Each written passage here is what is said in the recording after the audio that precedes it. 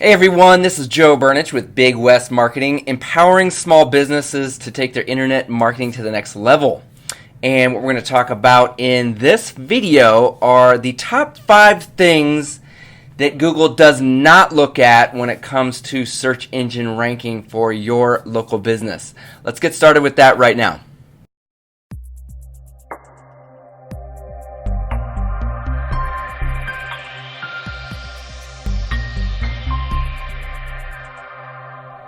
Okay, so the reason that I'm making this video is because there seems like there's these 5 things that keep coming up over and over from our clients or from potential leads that come in or people that are just asking questions about what it really takes to rank your local business on the top of Google, on the search engines, so that you get more calls coming in. That's what we're talking about right now. And there's the map section, and then there's the organic section below that. That's the kind of stuff we're talking about in this video. So before we jump in and start talking about the exact things that we know does not work anymore for search engine rankings, I want to talk about why we know this. You know, why even listen to me versus, you know, another SEO expert or an article that you're reading online. Okay, so here's how we operate here at Big West. Number one, we educate ourselves and collaborate with other SEO professionals at what's called the Local U. So let me pull up this website here. So Local U is the authority when it comes to actual search engine ranking for local business. This is not for big e-commerce websites. It's not for national business. It's for local businesses, businesses that operate in a specific city or service area, which is the people that we work with. We work with local businesses. So there's a lot of stuff out there on the internet that you're going to find that will contradict what I'm going to say, but pay attention. Is it talking about local business?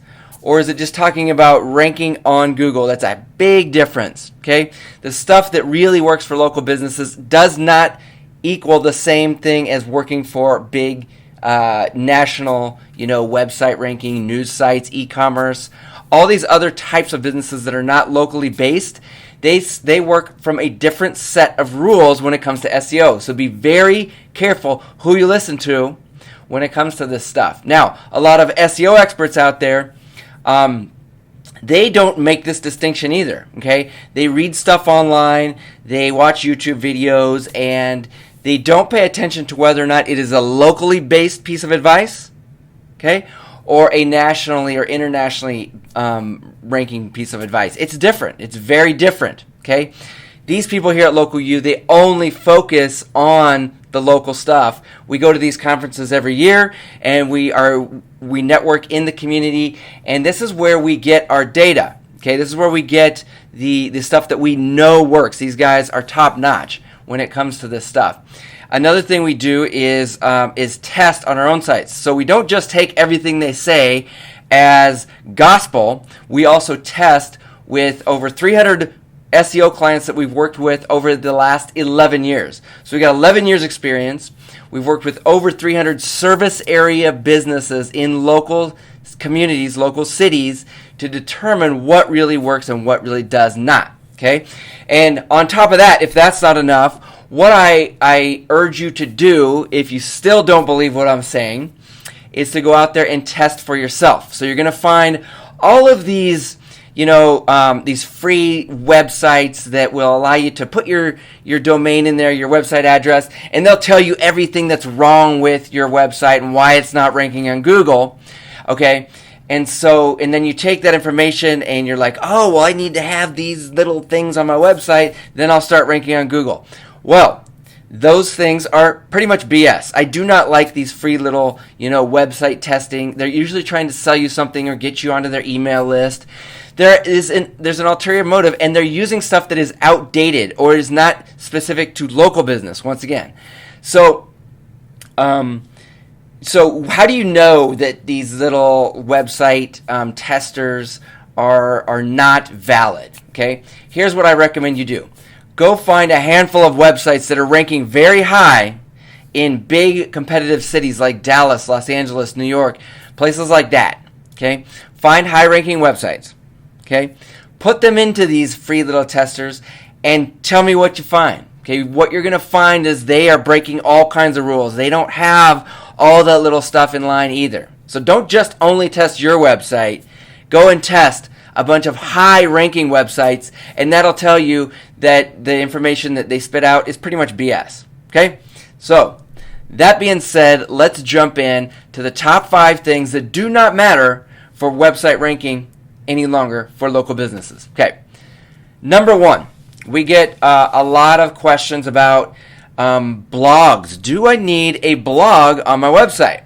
Okay, and a blog is just a page on a website that has articles, that you place articles, ongoing articles all the time on a regular basis in order to inform viewers of your website, visitors to your website, of new and exciting news.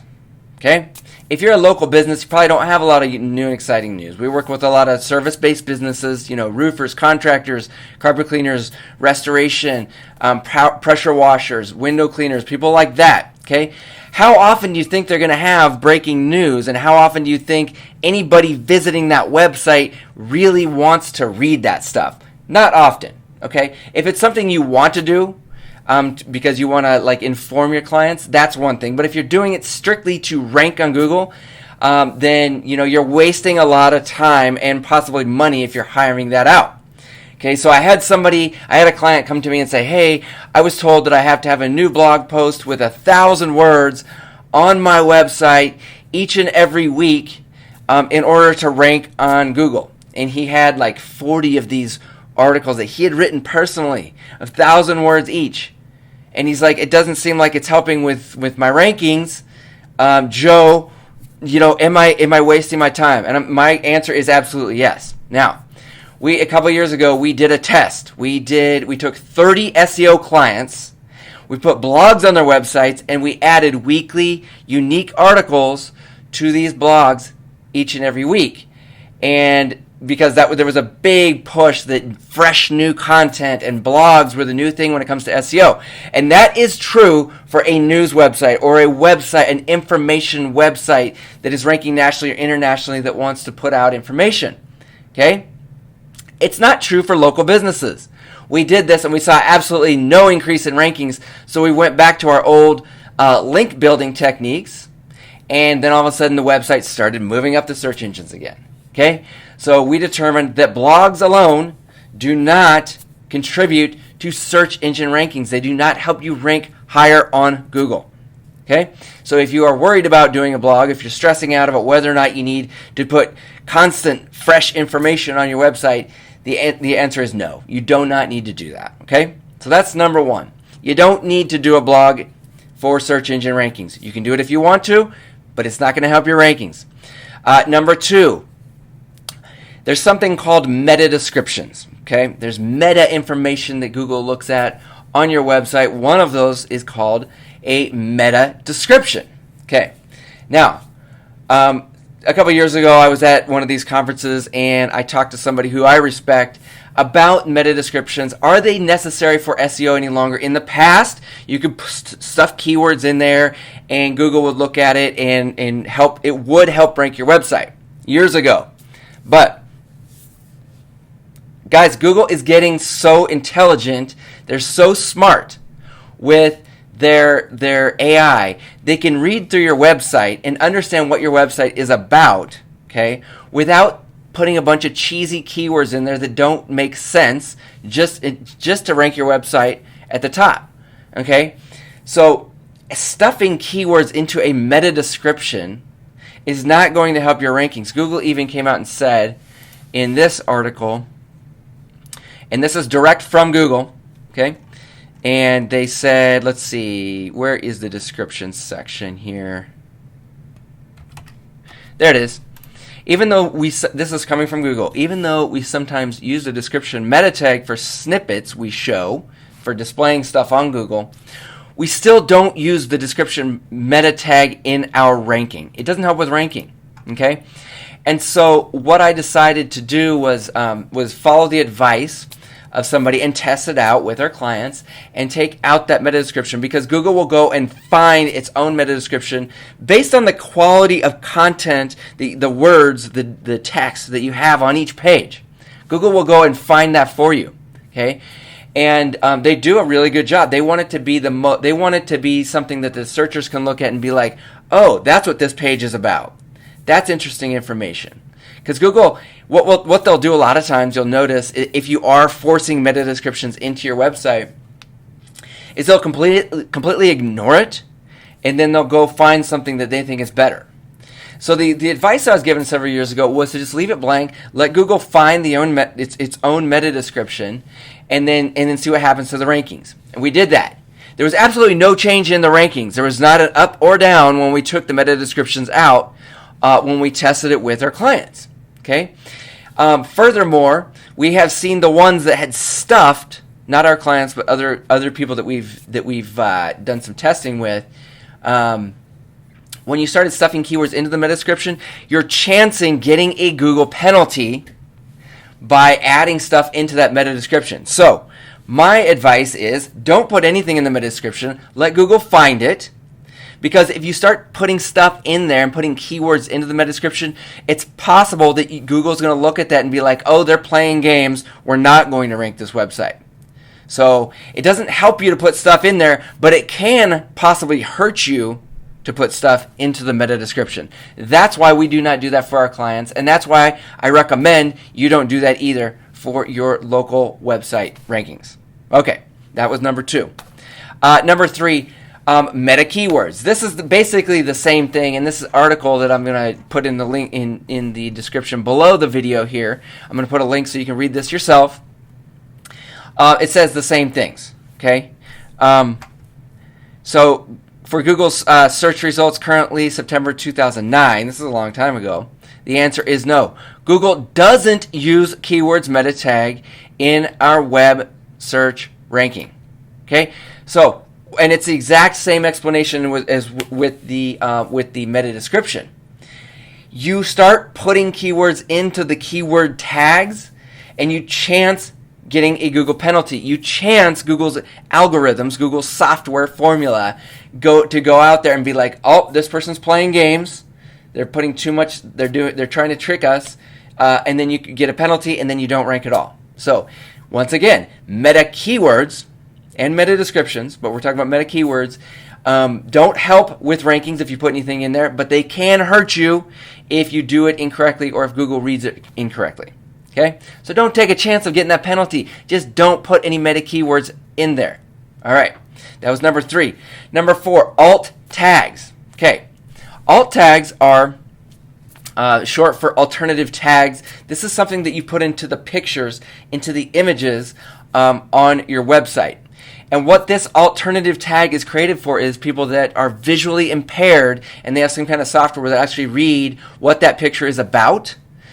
So you can put stuff out there. Now, we do put alt tags into the photos that we put onto our clients' websites, but we do not do it for Google ranking reasons. Okay, we do it so that if somebody visually impaired comes to the website, they understand what that picture is. Okay, so it does look good to Google when you do that, but once again, if you start stuffing keywords in there, okay, if you start putting little keywords into there, then because you could do that in the past and it would actually help your rankings. Years ago, you could do that. Okay, but no longer does it help rankings. It helps visually impaired people that end up on your website. So be very careful how you do this. Make sure it is a true description of your picture. If you've got a picture of yourself doing some carpet cleaning, say, John Smith doing carpet cleaning for a client in whatever city. That's an example of an alt tag that would be good. What you don't want to do is put carpet cleaning city name, upholstery cleaning city name, roofing city name, roofing Denver, Colorado. You don't want to do that, okay? Because those are just cheesy keyword stuffing techniques that used to work in the past, but now can harm you. You want to put an actual true description of that picture on your website, and if it is a true picture that you took yourself or had a photographer take, then it's going to work much better than grabbing some stock picture or stealing some picture off the Google images. that you just find online. You can also get sued by doing that if you're not careful. Okay, so be careful with putting do put alt tags, but be careful. Do not put keyword stuffed alt tags. Put true descriptions of each photo in there. All right, that was number 4. Number 5, H1 tags. So when you put your website into these website scanners that tell you if your SEO is correct or not, a lot of times they're going to spit out H1 tags. All an H1 tag is, here, let's pull up my website here. Pull up my website here, and you're going to see, stuff like this. These big, bold titles right here. These are H tags, and there's different sizes. There's H1, H2, H3. Okay, so there's another one. Okay, so Google looks at those and says, okay, well this is an important piece of this page. Okay, and basically an H1 tag and an H2 tag are the exact same in Google's eyes. So a lot of our websites, we put H2 tags. They're a little bit smaller than H1 tags, but they do the exact same thing as H1 tags. They just say, hey, this is an important thing, like right here. This is an H tag.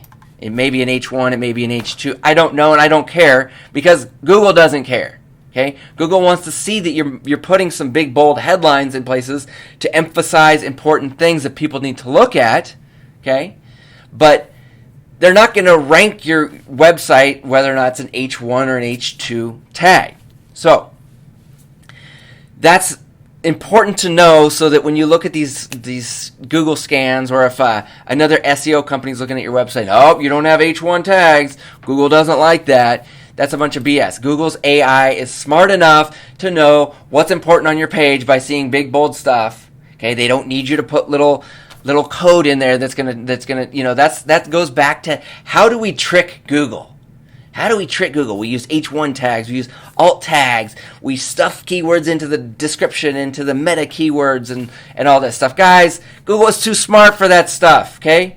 This video is made in 2020. Google is too damn smart to be listening to all that BS that used to work. All the tricky stuff that used to work before Google got really smart used to work. It doesn't work anymore. It's not like that, especially for local business. Okay? So take your chances and start stuffing keywords in there like they used to do 5 years ago. Hope it can work. Hope it doesn't hurt you. Or just take my advice and ignore the blogs, the meta description, meta keywords, the H1 tags. Put real stuff in your alt tags for your pictures, okay? That's my advice with these 5 things. Now, if you'd like to discuss this with me further, or somebody on our team, click below. You can have a free 30-minute consultation.